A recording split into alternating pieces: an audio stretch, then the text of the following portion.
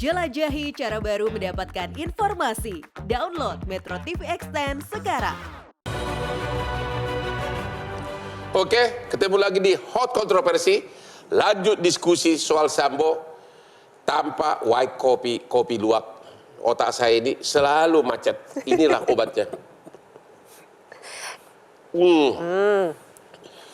Jadi penasaran, katanya ada 2 dissenting opinion ya? Iya, makanya sudah tidak macet lagi ya otaknya Bang. Nggak macet lagi, kita langsung tahu. Katanya lagi. 5 hakim yang mutus kasasi, 2 dissenting. Cuma belum tahu apakah Sambo bebas atau...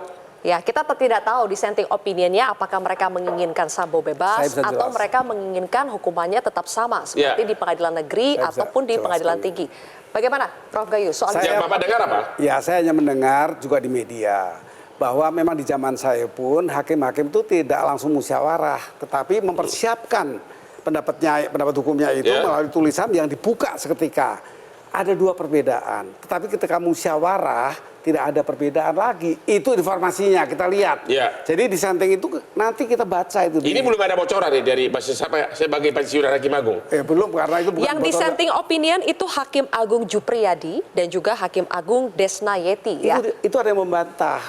Belum dissenting opinion. Itu hanya pendapat semula yang dibawa untuk sama-sama dibuka bersama. Oh, ternyata 2 berbeda. Belum tentu bisa concurring itu.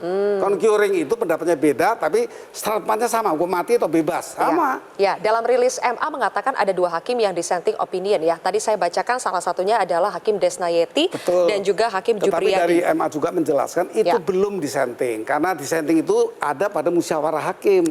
Itu baru membuka pendapat masing-masing. Tapi Bang Jamin ketika ada 2 hakim yang dissenting opinion, kan akhirnya publik jadi agak meragukan kualitas dari kasasi MA. Jadi wajarkah kalau ada yang dissenting opinion berarti kita patut meragukan kualitas dari kasasi itu sendiri? Ya ini kan majelis itu nggak boleh selalu suara bulat, enggak. Kalau itu kan dia memutuskan itu berdasarkan kemampuan dia sebagai hakim, independensinya. Jadi bukan harus setuju, oh semua setuju, ya nggak bisa begitu. Ya berdasarkan apa yang dia lihat kasusnya. Nah sekarang itu begini, sebenarnya dalam konteks hakim ini ya harusnya ini menurut saya, tadi kan masalah independensi ya, terkait independensi dan transparansi. Itu sangat penting di MA ini, karena kita sama sekali kayak menghadapi hutan gelap gitu, nggak tahu kapan diputus, nggak ada bicara. Menurut saya setiap pemeriksa 1, pemeriksa 2, pemeriksa 3, kalau setelah memeriksa harusnya ada informasi yang disampaikan kepada publik. Pemeriksa 1 sudah selesai melakukan pemeriksaan. Pemeriksa 2 sudah. Jadi ada informasi sampai musyawarah. Hasil musyawarahnya kapan, itulah informasi yang harus disampaikan ke publik. Kalau sekarang ditanyakan tentang dissenting opinion, kita juga nggak tahu isinya apa ini. Apakah memutuskan bahwasannya harus bebas, dissenting opinion, apakah terkait dengan hukuman mati. Karena kita belum lihat penemuannya. Tapi kalau di publik yang kita dengar, 2 itu setuju hukuman mati, yang 3 seumur hidup. Dan itu kan di publik, tapi realitanya kita nggak tahu, bisa saja nanti ternyata berbeda. Jangan-jangan dua-dua menginginkan bebas kan, kita nggak bisa tahu juga. Jadi harus menunggu lagi-lagi berkas lengkapnya. Lagi-lagi berkasnya harus kita ketahui. Tapi ada pernyataan ini dari Menko Polhukam menanggapi juga putusan kasasi dari MA. Kita simak pernyataan dari Menko Polhukam berikut ini. Di dalam sistem hukum kita, kalau hukum pidana sampai kasasi itu jaksa atau pemerintah tidak boleh PK. Yang boleh PK itu hanya terpidana. Kalau jaksa tidak boleh, sebab itu ya mari kita jaga keputusan ini agar tetap ditegakkan dan mudah-mudahan tidak ada kong kali kong permainan lagi nanti di PK lalu diturunkan lagi sehingga lalu direvisi dan sebagainya. Itu bisa saja terjadi. Menurut saya Bang Martin, mudah-mudahan tidak ada kong kaling kong permainan lagi. Nah, pendapat Anda gimana? Dari situ apakah berarti sebelumnya ada permainan? Ya ada. Jadi gini, kalau sampai selevel menteri koordinator aja ngomong begitu, kan berarti kan rakyat juga tidak boleh dibatasi untuk menduga-duga. Karena kita harus ingat juga kasus ini dibangun dari kebohongan. Bagaimana salah satu ataupun beberapa oknum di institusi itu berani melakukan rilis, ya ternyata katanya Joshua itu mengancam, Joshua itu membunuh, Joshua itu melakukan pemerkosaan. Padahal faktanya itu barang itu nggak ada. Ini rilis Polres Jaksel ya, pertama kali ya. Karopenmas juga. Ya, Karopenmas makanya juga, maksud saya kita tidak boleh membatasi rasionalisasi berpikir rakyat gitu loh. Karena contohnya ya Pak Mahfud bilang demikian. Saya pun juga sependapat dengan beliau. Selagi orang masih punya relasi, selagi orang masih punya amunisi, maka jadi barang itu. Jadi barang itu. Tinggal kesempatannya aja, ada atau enggak. Ya. Apa sih, gua nggak ngerti barang apa sih? Jadi barang apa Pak Susno mungkin Barang bisa yang bantu pensiun menjelaskan tadi ini. Ya, barang Pak Susno, tidak, jangan sampai ada kong-kalingkong permainan lagi.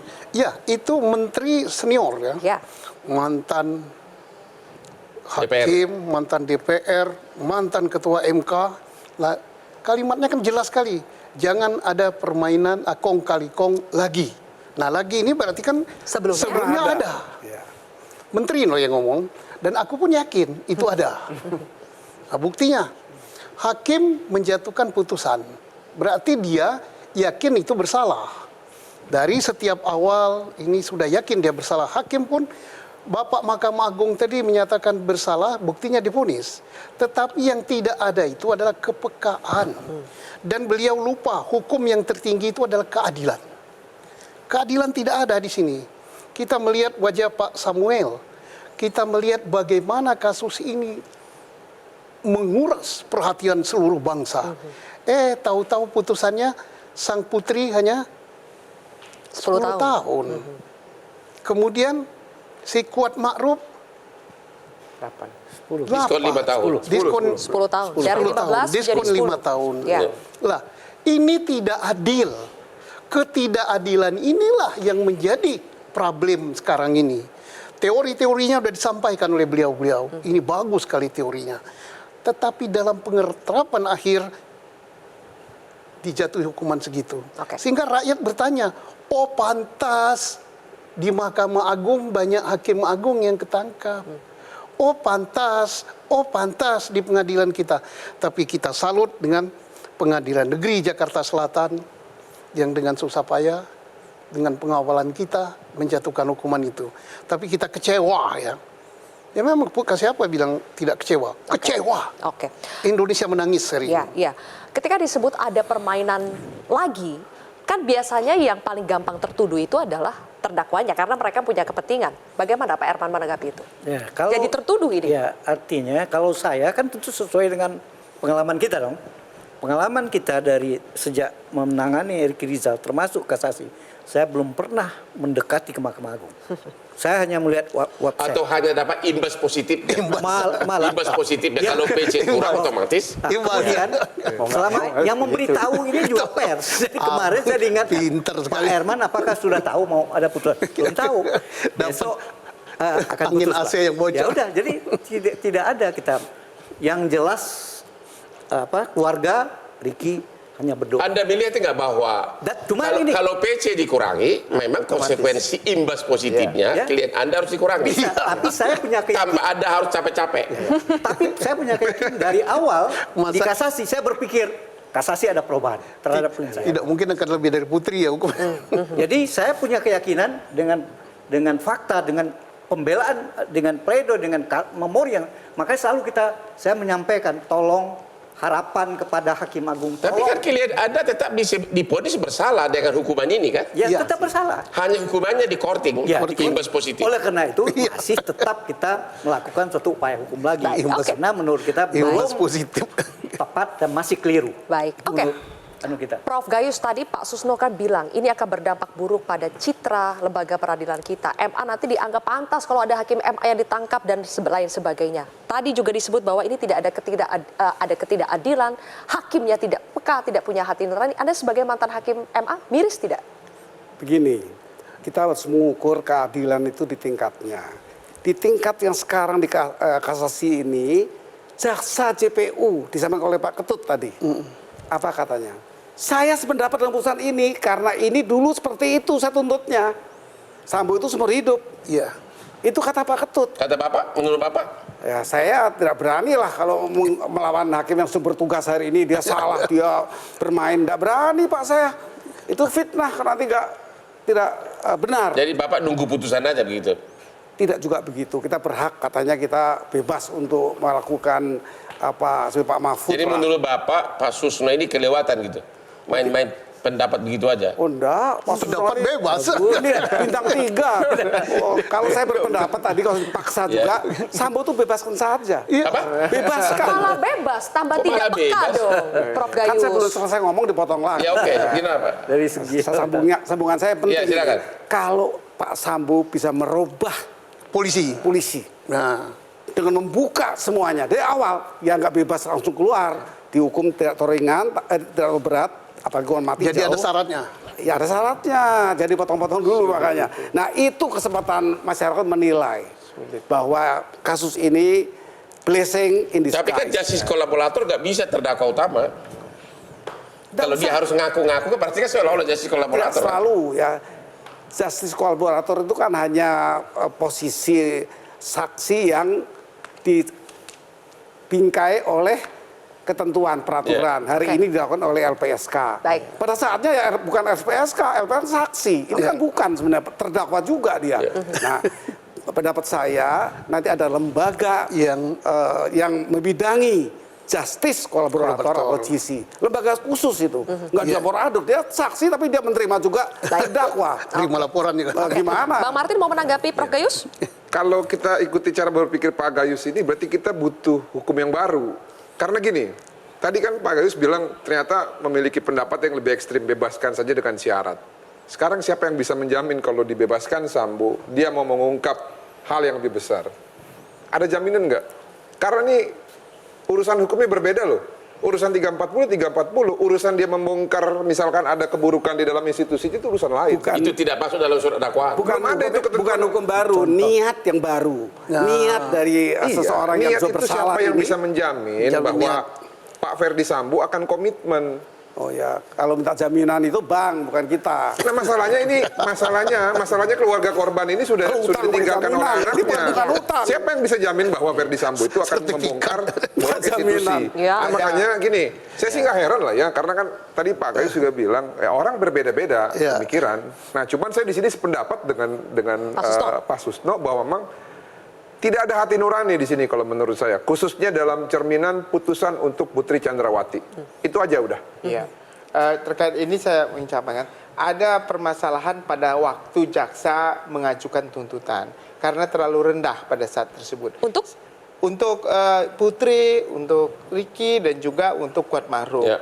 Kan kita sangat kecewa pada saat itu. Kenapa hanya tuntutannya 8 tahun kalau nggak salah begitu. Termasuk Putri juga kan begitu. Akhirnya dengan putusan MA ini seakan-akan jaksa menyatakan oh itu udah lebih daripada tuntutan. Ya. Padahal itu disparitas dengan putusan PN terlalu jauh Ya. dibandingkan dengan ini. Ya. Maka inilah artinya dalam konteks seperti ini jaksa merasa ya satu dia sudah tidak mempunyai PK, Ya. kedua dia sudah cukup puas karena apa yang dituntut melebihi Ya. daripada apa yang dituntutnya. Seandainya tadi tuntutannya lebih tinggi, pasti putusan terhadap yang lain-lain ini juga nggak seperti sekarang ini, lebih tinggi lagi. Oke. begitu. Anda melihat ada peran kejaksaan di sini ya? begini, Ya. kita ingat ke masa lalu. Jaksa begitu dikuyuk-kuyuk, ya apa itu bahasa dikuyuk-kuyuk itu? Oleh Dihujat. seluruh Indonesia. Dihujat maksudnya Pak Ya, Susno? karena Oke. tuntutan terlalu rendah. Ya. Terobati oleh putusan pengadilan negeri Betul. yang Ya. melebihi tuntutan. Ya. Sekarang jatuh lagi, Pak. Nah, sekarang satu lagi. Ya harga memang begitulah. Sekarang jatuh lagi, harga jatuh lagi. Oke. Ya harga karet yang saya Di segmen selanjutnya harga kita karet akan kan bahas. berubah-ubah. Saya ini petani semuanya. Sekarang dampaknya apakah ini seperti biasa kita akan cepat lupa kemudian tidak akan berdampak apa-apa pada hukum kita, pada lembaga peradilan kita, atau ini akan meninggalkan bekas, akan Biasanya meninggalkan angin luka. berlalu. Nah itu dia, kita akan bahas lebih jauh Menunggu pemirsa. kasus baru. Termasuk tadi sudah dibahas soal justice kolaborator. Baru kita ingat justice kolaborator Richard Eliezer ternyata sudah bebas juga. Kemudian para terdakwa lain hukumannya diringankan juga. Apakah berarti ini anti klimaks? Kami akan bahas pemirsa sesaat lagi.